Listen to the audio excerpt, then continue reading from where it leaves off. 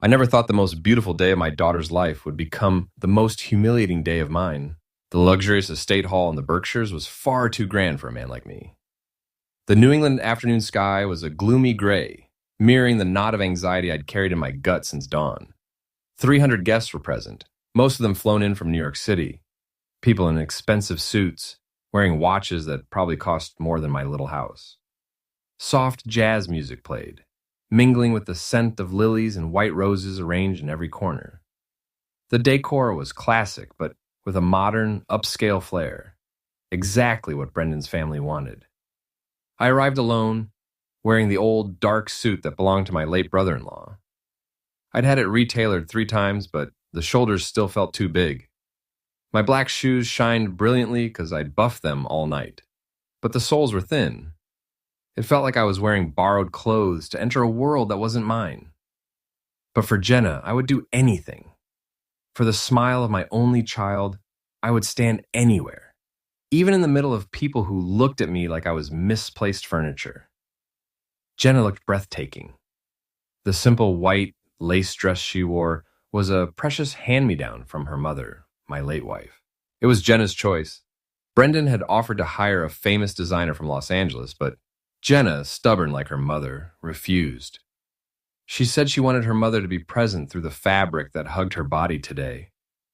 I nearly cried when I saw her standing on the dais earlier.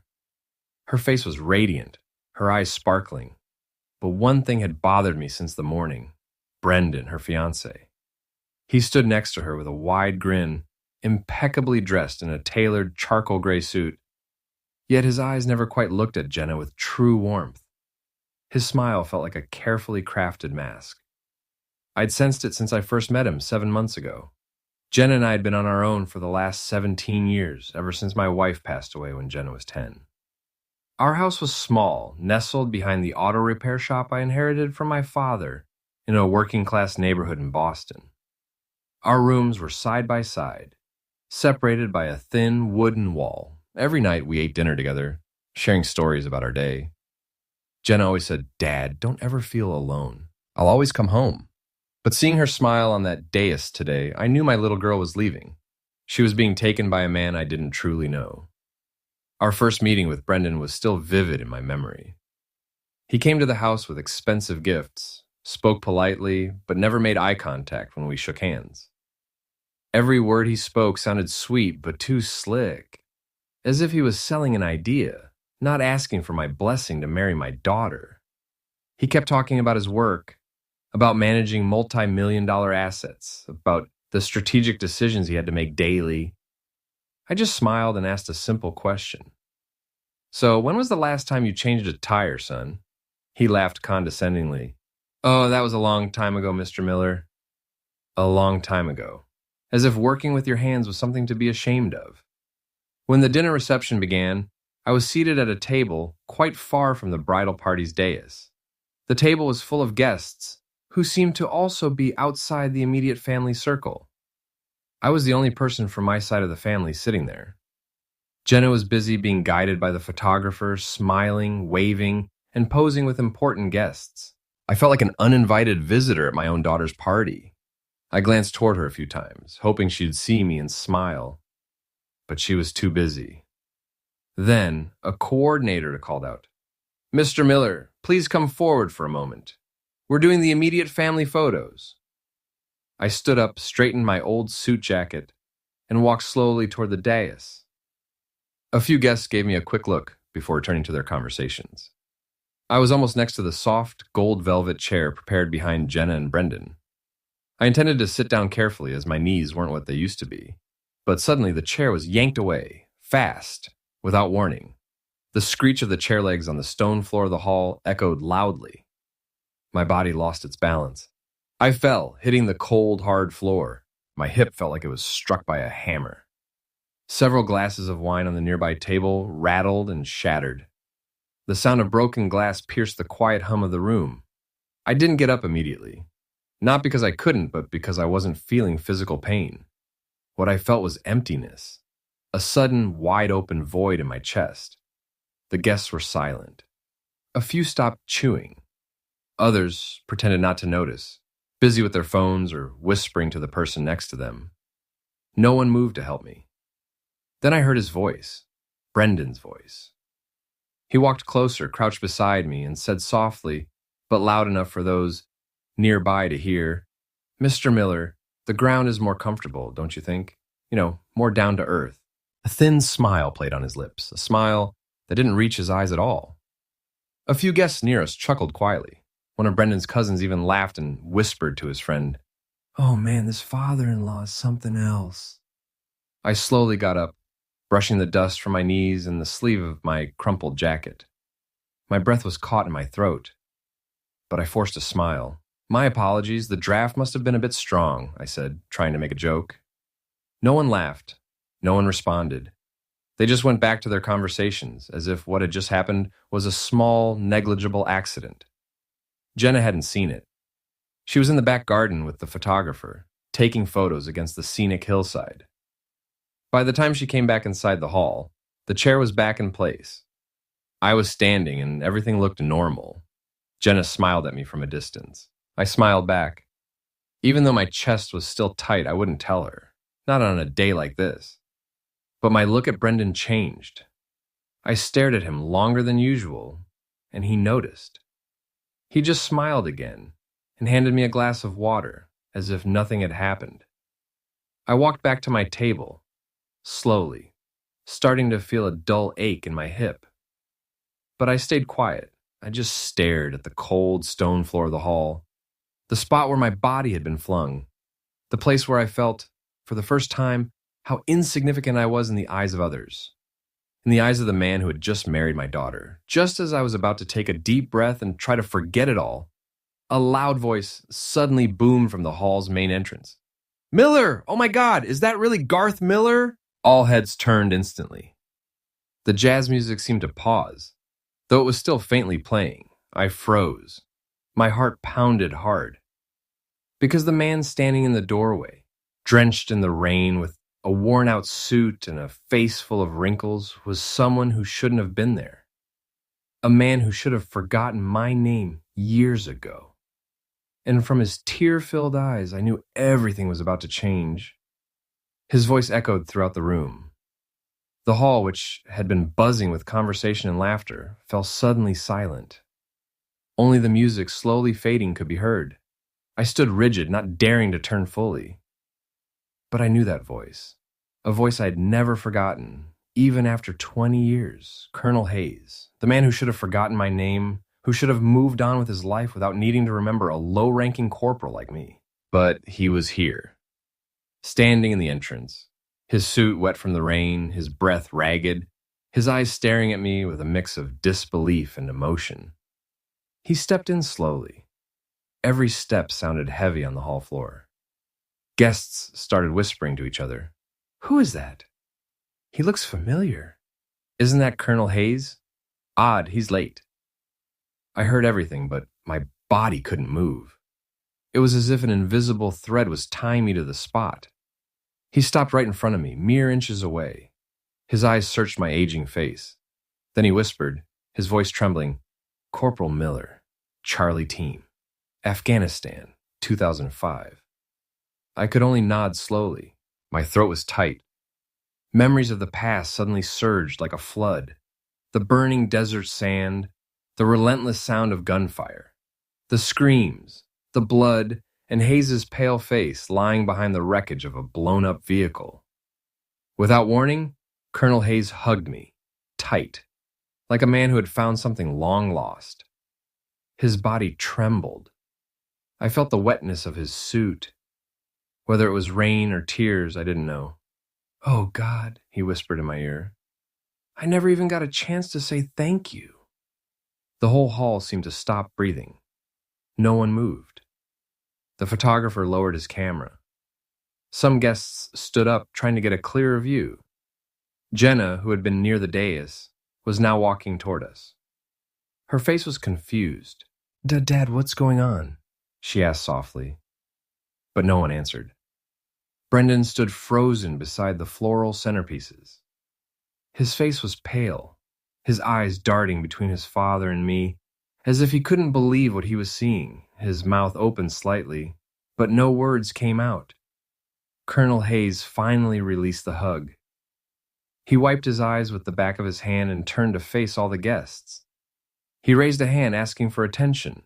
"Forgive me for interrupting this beautiful event," he said, his voice louder, firmer, the voice of a colonel used to giving commands. "But I have to say something that's been held back for 20 years. All eyes were on him. Colonel Hayes took a deep breath and began to speak.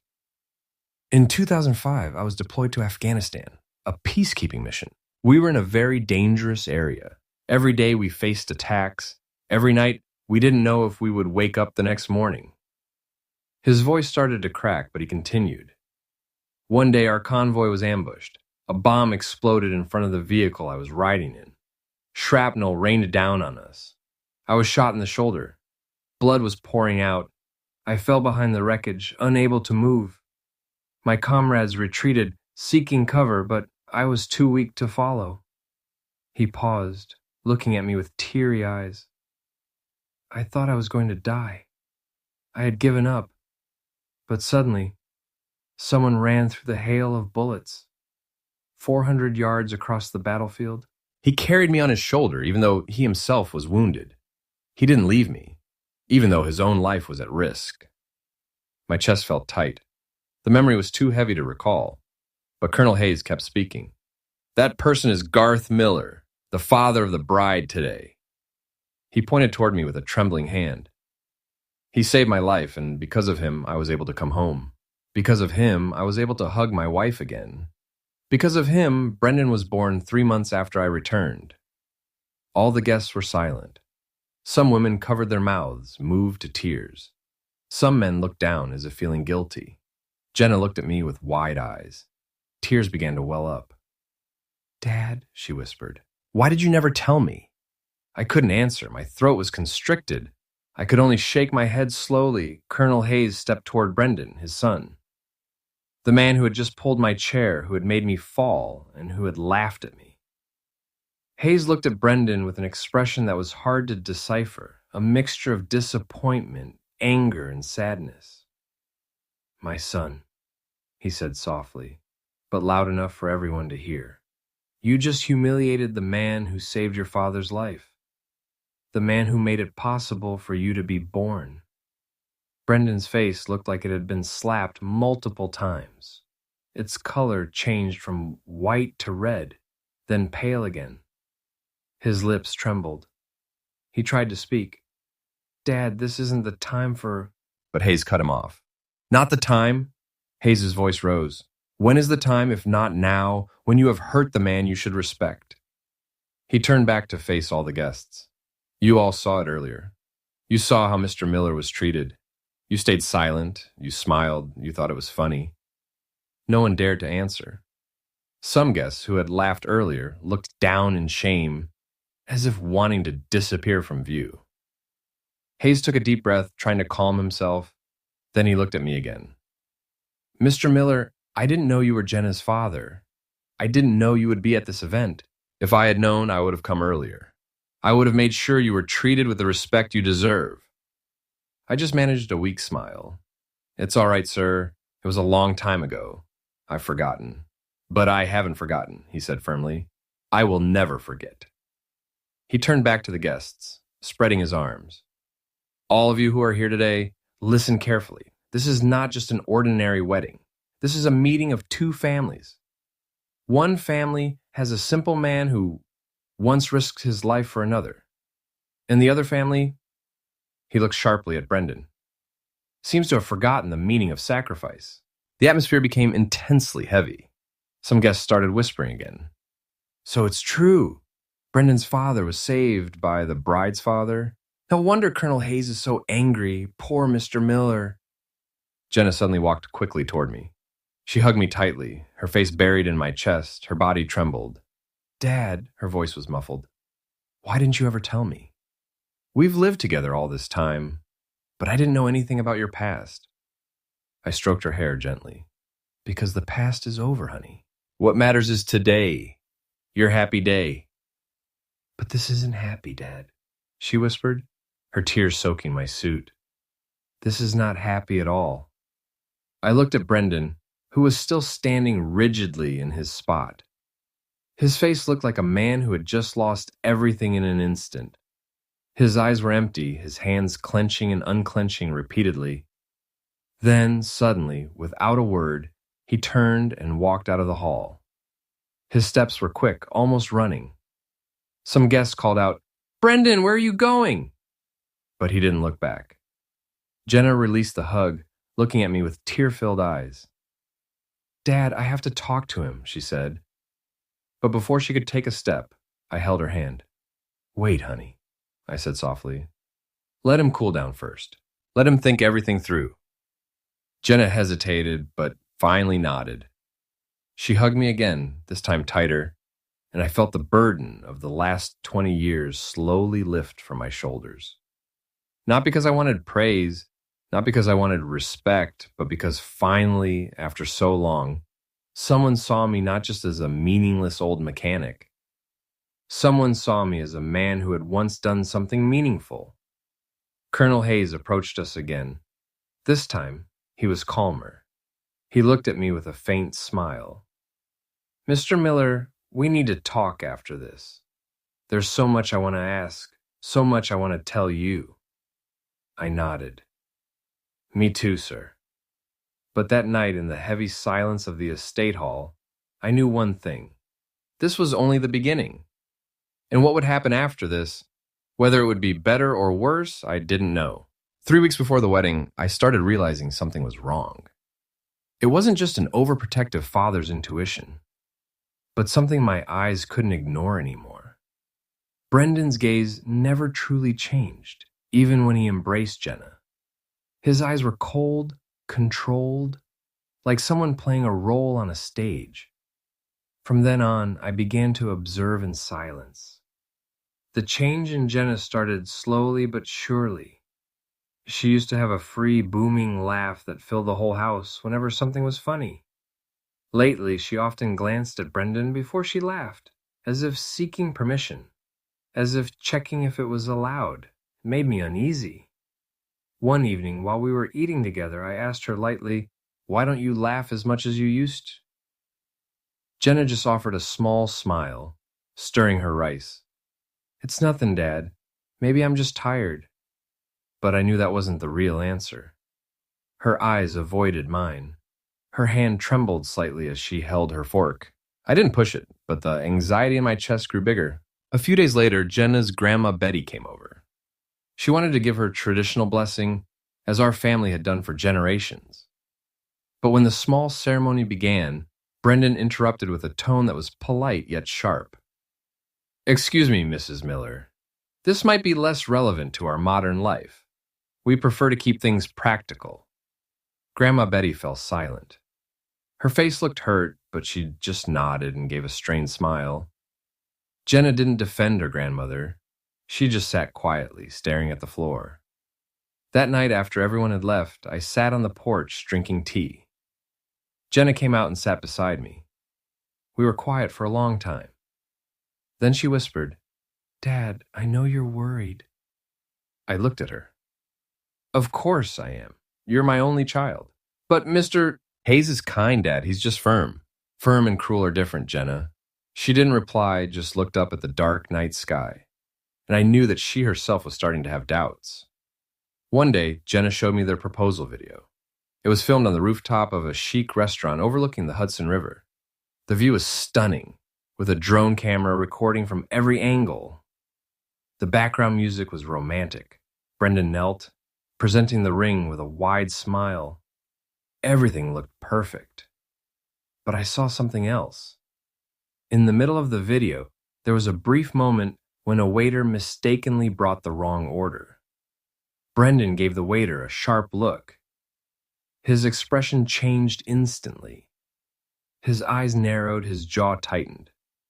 But as soon as the drone camera turned back to his face, his smile snapped back on, like putting on a mask in a flash. I replayed that part several times. Jenna didn't notice what I was seeing. She just smiled proudly, watching the video repeatedly. "It's so romantic, Dad." I just nodded, but my mind was filled with doubt. Who is this man, really? What is he hiding behind that perfect smile? That night, I couldn't sleep. I waited until Jenna was sound asleep in her room. Then I slowly picked up her phone, which was lying on the living room table. My hands were sweating. I knew this was wrong, but a father's instinct forced me to find out. I unlocked her phone with the code I'd seen her enter several times. 6305, the birthday of her late mother. I opened her messaging app, searching for Brendan. Their conversation seemed normal on the surface. But then I found a group called the Power Circle. I opened it. Inside were young men with overly confident profile pictures. They shared mean jokes, ridiculing working-class people, factory workers, construction laborers, taxi drivers, all turned into punchlines. Then I found a voice message from Brendan. I pressed play with a trembling hand. His voice sounded clear, filled with a sickening confidence. I'm bringing the mechanic's daughter into the circle, so we have an excuse to slum it. Plus, once we're official, she'll be easy to control. My chest felt like it was being stabbed. I replayed the message 3 times, making sure I hadn't misheard. No, I hadn't. He saw Jenna as a tool, a bridge to whatever his goal was. I took screenshots of all those conversations, saving them on my small digital drive. I named the file Proof of Hell. Then, I put Jenna's phone back exactly where it was, making sure there was no trace that I had ever opened it. The next day, I started digging for more information about Brendan. I opened his profile on his professional networking site. There, he claimed to have built his life from the ground up. He posted photos in luxurious offices at important events with motivational captions. But I knew it was all a lie. Because Tony, my old friend who worked as a security guard at one of Brendan's business associates' offices, had once told me that all of Brendan's business assets came from questionable loans from his uncle. I called Tony again. We met at a small diner near the market. He arrived with a serious face, carrying some neatly folded papers.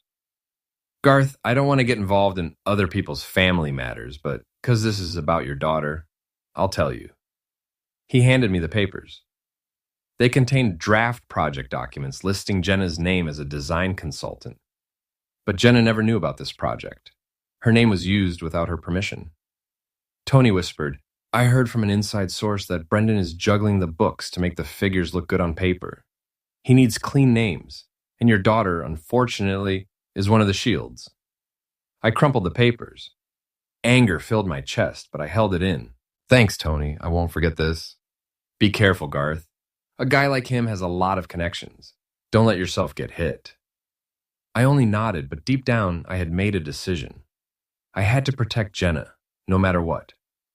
On subsequent nights, I often sat alone in front of the shop, staring at the quiet street, thinking about my late wife.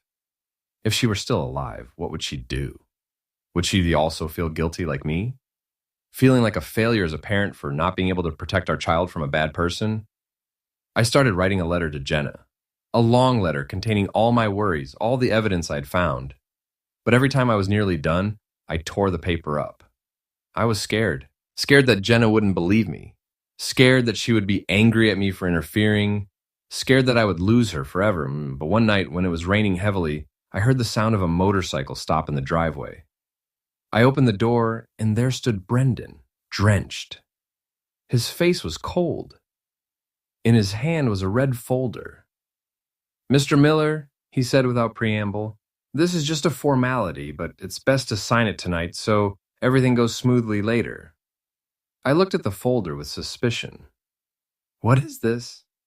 The prenuptial agreement. It's standard, sir. All wealthy people do this. I opened the folder slowly. Inside was a 12-page document. I read it carefully even though my eyes were tired. Its contents made my blood boil. The document essentially made me an outsider in their own family. I couldn't claim any inheritance rights, couldn't participate in family decisions, couldn't stay for more than 2 consecutive nights in their future home. Whose idea was this? I asked. My voice was beginning to tremble with suppressed anger. All wealthy people do this, sir. It's procedure. Besides, you don't lose anything, right? I closed the folder slowly, staring into his eyes. You can take my daughter legally, but not spiritually. His face changed. The smile vanished. He looked at me coldly. Mr. Miller, don't make this difficult. If you don't sign now, don't blame me if Jenna distances herself. It was a threat, a clear threat. But I wasn't intimidated. I was too old to be afraid of a man like him. Please go home, son. I won't sign it. He stood silent for a few seconds, then took the folder back. Without another word, he turned and left. The sound of his motorcycle echoed in the rain, then disappeared. I closed the door, sat in the old armchair in the living room. My hands were shaking, but I knew this was only the beginning of the real fight, and I had to be ready for anything that came next. The morning after Brendan came with the red folder, I woke up with a firm decision. I wouldn't stay silent, but I wouldn't be reckless either. A man like Brendan had many connections, had power I didn't possess. So I had to play the game differently, calmly, but surely. The first thing I did was contact Colonel Hayes. I didn't know his exact relationship with Brendan, but from how Jenna described her fiancé's family, I knew his father was an important man, a former high-ranking officer.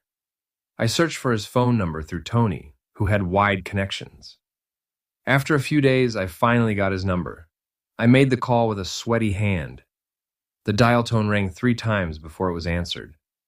Hello, his voice was deep, authoritative. Good afternoon, sir. This is Garth Miller, Jenna's father, Brendan's soon-to-be wife. There was a brief pause. Oh yes, Mr. Miller, how can I help you? I took a breath. I want to personally invite you to the wedding, sir, because it's an important event, and I feel you need to be there. Of course, Mr. Miller. I was already planning to come. Thank you for reminding me. I didn't tell him the real reason, not over the phone, but I knew that Colonel Hayes' presence would be the key to everything. After hanging up, I went to see Mrs. Davis. She was a notary, an old friend of my late wife's. Her office was small, located in a corner alley near the town square. I brought the red folder that Brendan had left last night, even though I hadn't signed it. Mrs. Davis read the document with her reading glasses perched on the tip of her nose. Her face grew more serious with every page turn. When she finished, she looked at me with a concerned expression. Mr. Miller, if you signed this, legally you would no longer be part of Jenna's family. This is not a typical prenup. This is a subtle attempt at a legal disownment, masked by formal language. I nodded slowly. I suspected as much. That's why I didn't sign. Good. Never sign it and keep this document safe. This is evidence if something happens later. I put the document back into the folder and stored it in the old cabinet in the shop. I also kept the screenshots of Brendan's conversation, the voice recording I captured on my phone, and Tony's notes about the fake project involving Jenna's name. Every night I sat in front of the shop, thinking about the next step. I knew I couldn't tell Jenna directly. She was in love, or so she thought. If I just showed her all the evidence, she might not believe me. She might think I was jealous, that I didn't want her to get married, and she might think I would lose her forever.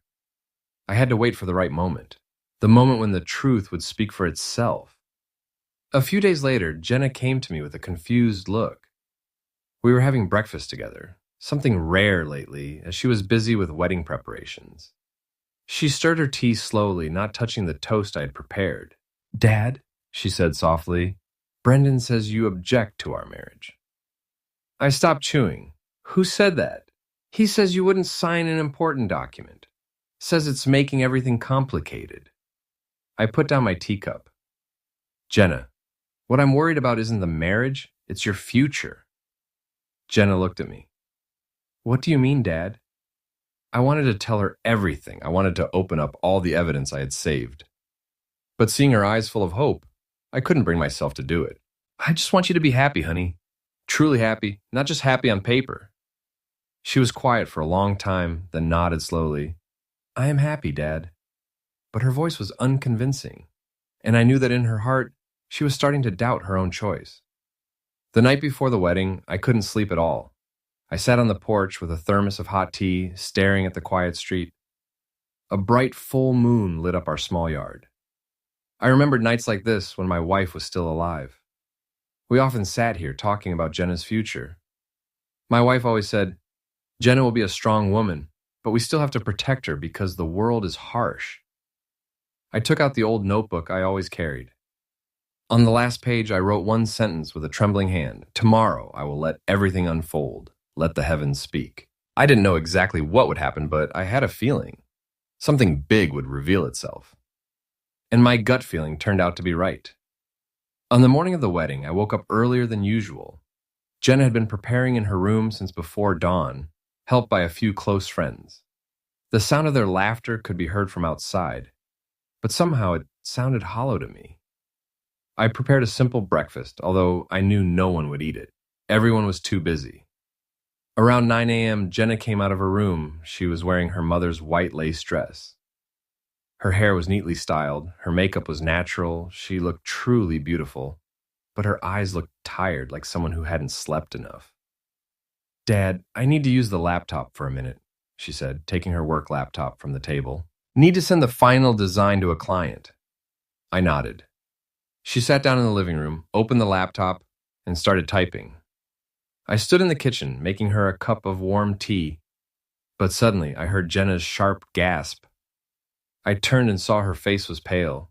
Jenna, what is it? She didn't answer. Her eyes were fixed on the laptop screen. Her hands were shaking. I walked closer, trying to see what she was looking at, and there, in her work folder, was a screenshot she had never seen. A screenshot of a conversation between Brendan and his friend. The message was short, but piercing. Let her busy herself being proud of her mechanic dad. She'll realize soon enough she's just a prop in this whole show. Jenna slowly closed her laptop. Her hands were still trembling. She looked at me with tear-filled eyes. Dad, what is this? I didn't know what to answer. I didn't know where that screenshot came from. Maybe one of her friends who cared about her. Maybe someone who had deliberately leaked the truth. But one thing was clear. The truth had come out. Jenna, I said softly, sit down. She sat down limply. Her tears began to fall, ruining the makeup she had just finished. I sat beside her, holding her cold hand. I actually knew, I said. I had been suspicious for a long time, but I didn't dare to tell you because I was afraid you wouldn't believe me. Why didn't you tell me? Her voice trembled. Because you looked happy, and I didn't want to be the one to ruin your happiness. Jenna cried silently, her shoulders shaking. I hugged her, letting her release all the burden she had been holding inside. We sat like that for a long time, until one of her friends knocked on the door, reminding her that the ceremony time was approaching. Jenna wiped her tears, fixed her makeup casually. Then she looked at me with a different expression. A sharper, firmer gaze. Dad, I want to go through with the ceremony. I was surprised. Why? Because I want everyone to know who he truly is. And in that moment, I knew my daughter was no longer the gentle girl who could be easily manipulated. She had changed. And that change happened in an instant, on the morning of her own wedding. The marriage ceremony took place at a small local church. I could feel the tension in the air. Jenna answered the priest's questions in a firm voice, but her eyes were empty. Brendan smiled widely, unaware of the storm that was coming. After the ceremony was over, we all returned to the estate hall for the reception, and that's where everything began. That's where all my quiet plans, all the evidence I had saved, and all of Jenna's newfound courage would meet in a single moment that no one would ever forget. The reception started a few hours after the ceremony. The estate hall, which had been quiet this morning, was now packed with guests. Crystal chandeliers cast a soft glow, and the jazz music had been replaced by a violin and piano ensemble playing a lovely tune. Fresh floral arrangements adorned every corner. Everything looked perfect, too perfect. Jenna and Brendan stood on the dais, greeting the stream of well-wishers. From a distance, they looked like a happy couple. But I could see the tension in Jenna's shoulders. Her smile didn't reach her eyes. Her hands occasionally clenched, then relaxed. She was holding something back, something huge. I was seated at the guest table, separated from the immediate family, once again positioned like an unimportant accessory. A few guests glanced at me, then whispered to each other. I was used to such looks, but this time it felt different, because I knew, soon, all those looks would change. Colonel Hayes stood in the corner of the room, holding a black folder he'd been carrying since he arrived. He occasionally glanced at me and gave a small nod. We had spoken briefly before the event began. I told him a little about my worries, though I didn't give complete details. But from his response, I knew he understood. The MC stepped onto the stage with a wide smile. All right, honored guests. Now we will hear a few words from the bride's and groom's families. A few people applauded. A guest from Brendan's family was invited up to the stage. But before he could open his mouth, Jenna suddenly stood up. She gently released Brendan's hand, which was gripping hers, and took the microphone from the MC. Excuse me, she said, her voice calm but firm. I won't be reading a prepared speech. I will be reading a reality. The entire room fell silent. The MC looked confused, glancing at the coordinators. Brendan tried to pull Jenna's hand, whispering, Jenna, not now. But Jenna pushed his hand away gently, yet decisively. The spotlight turned to Jenna. All eyes were on her. I felt my heart pound hard. This was the moment I had waited for and feared simultaneously. Jenna took a deep breath. A few hours ago, I found something on my laptop, a screenshot of a conversation I accidentally saw. Jenna opened her phone, magnified the image of the screenshot, and showed it to the guests seated in front. These are the words of my husband, the husband I just married a few hours ago. She began to read, her voice trembling but still clear. Let her busy herself being proud of her mechanic dad. She'll realize soon enough she's just a prop in this whole show. The atmosphere in the hall changed drastically. Guests began to whisper to each other louder. Some pulled out their phones, recording. Brendan tried to approach her. Jenna, that's out of context. Just listen to me. But Jenna backed away. Wait, I'm not finished. Jenna opened her phone gallery again. This is a voice message from a chat group called The Power Circle, a group that includes my husband's friends. She played the audio recording. Brendan's voice was clearly audible throughout the room. I'm bringing the mechanic's daughter into the circle so we have an excuse to slum it. Plus, once we're official, she'll be easy to control. A chilling silence descended upon the hall.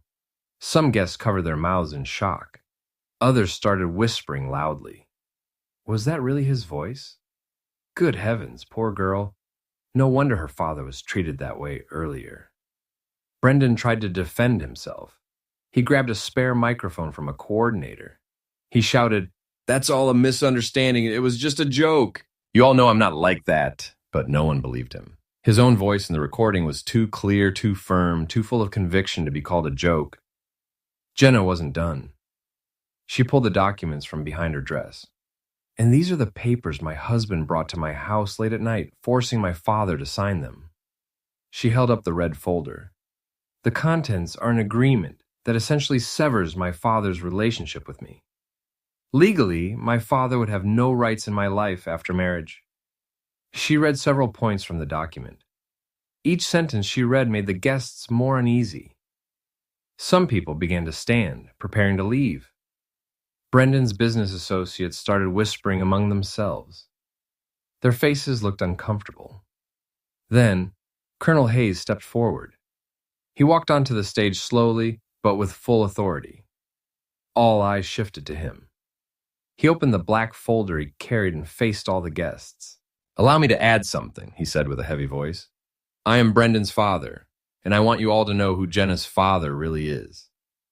He pointed toward me.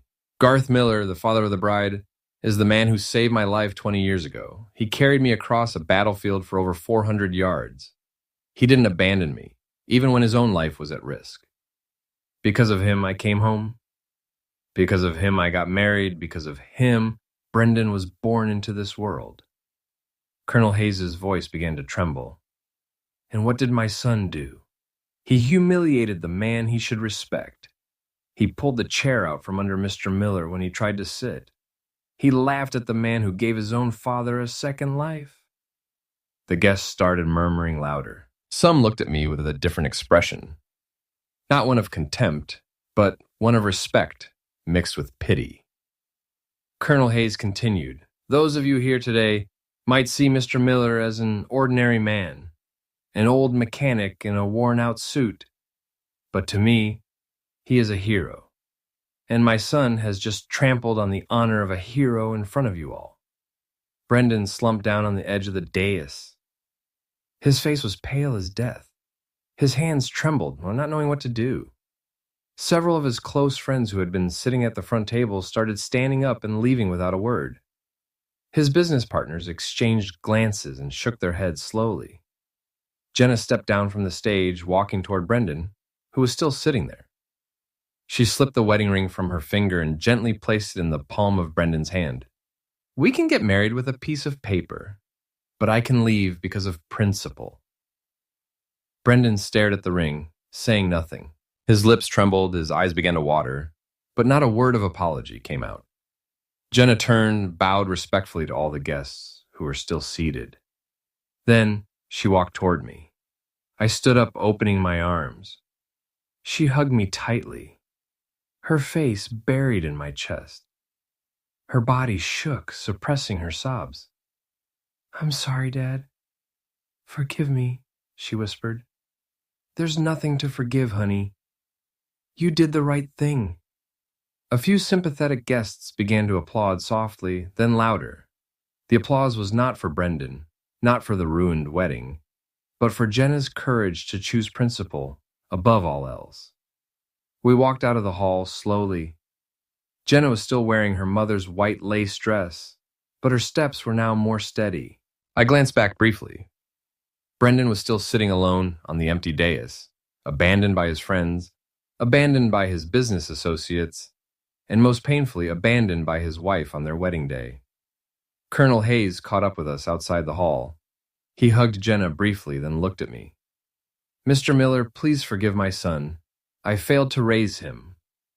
I shook my head. "No, sir. A good child can go astray because of their environment, but a bad child can also change for the better. There's still time for him to learn." Colonel Hayes nodded slowly, tears welling up in his eyes. He went back inside the hall to face his shattered son on the dais, and Jenna and I walked toward our old car, leaving the place that was supposed to be the start of Jenna's new life, but instead became the end of a relationship that was wrong from the start. That night, we arrived home in silence. Jenna was still wearing her white dress, crumpled and damp from tears. I opened the door, turning on the dim porch light. Our small house felt warmer than the luxurious hall earlier, more honest, more real. "Get changed, Jenna."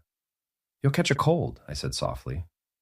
Jenna nodded, walking into her room without saying anything. I heard the sound of her closet door opening, then the rustle of fabric. A few minutes later, she emerged in a worn-out t-shirt and sweatpants. The makeup on her face was gone, washed away by tears and tissues. Her face looked tired but calmer. We sat at the kitchen table. I cooked simple fried rice, a sunny side-up egg, and made 2 mugs of sweet tea. No one spoke. Only the sound of spoons hitting plates and the crickets singing outside in the quiet night. After a few bites, Jenna finally spoke. "Dad, I'm sorry. Forgive me." I looked at her. "Why are you apologizing?" "Because I was foolish. I didn't see who he really was. I embarrassed you in front of everyone." I put down my fork, taking her cold hand. "You didn't embarrass me, quite the opposite. Today you made me proud because you had the courage to choose what was right, even though it hurt." Tears dripped again, but this time she smiled. A genuine smile, despite the exhaustion. "Thank you, Dad. Thank you for never giving up on me. No parent would ever give up on their child, Jenna. Ever." We finished dinner in a comfortable silence. Afterward, Jenna helped me wash the dishes. Then, we sat together on the porch. The night sky was full of stars. A gentle breeze carried the scent of jasmine from the neighbor's yard. The world felt peaceful, Despite the chaos of just a few hours ago, in the days following the incident, the world began to move in ways I never imagined. The video of Jenna's revelation at the hall spread everywhere. Someone recorded it and uploaded it. In a short time, our story became the talk of many. I didn't like this kind of attention, but Jenna said, "Let them, Dad. Let everyone know, so no one else gets fooled by a person like him." The impact was fast and hard. Several investors in the startup where Brendan worked pulled their funds. His business partners, one by one, withdrew, not wanting to be associated with this humiliating news. Within weeks, Brendan lost his director position at the company he was so proud of. His name became a joke in his own business circles. Tony called one day telling me he saw Brendan eating alone at a roadside stand. His face was sullen, his hair messy, like a man who had given up. I felt no satisfaction hearing that. I only felt a sense of emptiness. Because from the start, I never wanted to destroy him. I just wanted to protect my daughter. A few weeks later, Jenna received an email from Brendan, a long one, full of apologies. He wrote about his regret, about how he realized his mistake, about how he wanted to start over. Jenna read it while sitting in the living room, then slowly closed her laptop. "I won't reply, Dad," she said. "Not because I hate him, but because I'm tired. Tired of all this drama." I understood. Sometimes silence is the best answer. Jenna also received news that Brendan had moved to a small town outside the state, trying to build a new life away from everyone who knew him. I hoped he truly learned from his mistakes. I hoped that one day he could become a better person. Our life slowly returned to normal. I went back to my small auto shop, dismantling engines, changing oil, fixing worn-out brakes. But something was different. My customers increased. People came not just because they needed repairs, but because they wanted to meet me in person. They said our story inspired them not to be afraid to fight injustice, no matter how small. Jenna opened a small design studio near the town center, a simple place with 2 desks and a used computer I bought with my overtime earnings. Her clients were mostly small business owners, diner owners, corner store owners, simple people who appreciated her work. And she looked happy. True happiness, not just happiness on paper. Colonel Hayes came to our house several times, bringing fruit baskets, cookies, and endless apologies. We sat on the porch talking about many things, the past, the war, the twists and turns of life. "Mr. Miller," he said one afternoon, "I failed as a father. I was too busy with my career that I forgot to truly raise my son right." I shook my head. "We all fail as fathers, sir. But at least now we know how to take responsibility. We still have time to fix things." He nodded slowly, tears in his eyes. "Thank you, Mr. Miller. Thank you for reminding me." We often talked late into the night. Sometimes Jenna joined us, sitting between us, listening to old stories about the battlefield, about friendship, about the meaning of sacrifice, and I felt that even though many things were destroyed, new things also grew. A genuine friendship, a deep understanding. On the night of my late wife's birthday, I lit a small candle in front of her photo. Her face was still smiling in the old wooden frame. I brought the wooden box containing all the evidence from the past, the screenshots, the voice recordings, the documents from Brendan, everything that had once suffocated my chest. I went out to the backyard, preparing a small spot for a bonfire. Jenna came out, standing beside me. "Dad, are you going to burn it all?" "Yes. It's time." "But that's evidence, Dad. If he tries to do something bad again?" I shook my head. "Revenge that is constantly nurtured will only consume us, Jenna. The truth has won. Now we release it all." I lit the match, burning paper after paper. The small flame slowly consumed all the evidence. Thin smoke rose into the night sky. Jenna hugged my arm, resting her head on my shoulder. We both watched the fire in silence until everything turned to ash. After the fire was out, I went back to my room, took the old diary I always kept in the drawer, opened the last empty page, and wrote with a hand that was starting to tremble with age. I didn't seek retribution with my hands, but with time, patience, and a father's love. Jenna read the writing from behind my shoulder. She smiled, then kissed my forehead. You are the best father I could ever have, Dad, and you are the best daughter I could ever ask for. That night, we slept peacefully. No more burdens in my chest, no more fear about the future. Because we had weathered the biggest storm, and we were still standing together. A few months later, life truly returned to peace. My shop was busy, Jenna was busy with her clients. We still ate dinner together every day, sharing stories about our day. Just like before. Just the way it should be. One afternoon, as I was closing the shop door, a young man came up with an old motorcycle that belched thick black smoke. Sir, can you help me fix it? It's my grandpa's inheritance. I smiled. I can. Wait a minute. I opened the hood, checking the components one by one. These oil-stained hands of mine might not be valued by the people in the luxurious estate hall. But for people like this young man, my hands were hope, and that was more than enough.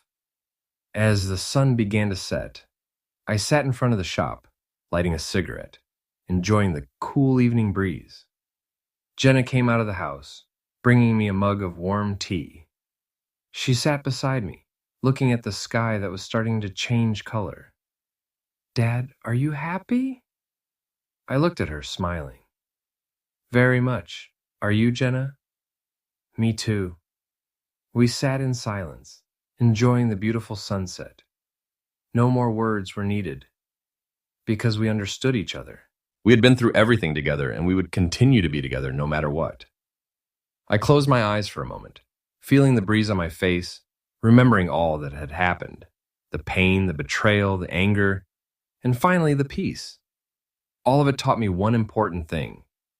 True victory isn't about destroying your enemy, but about standing firm on your principles, even when the world tries to knock you down. It's about protecting the one you love without staining your hands with hatred. It's about letting the truth speak, and time will prove everything.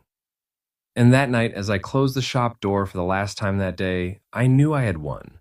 Not because Brendan was destroyed, but because Jenna was safe. Because she was still with me. Because we could still laugh together, eat together, and dream together.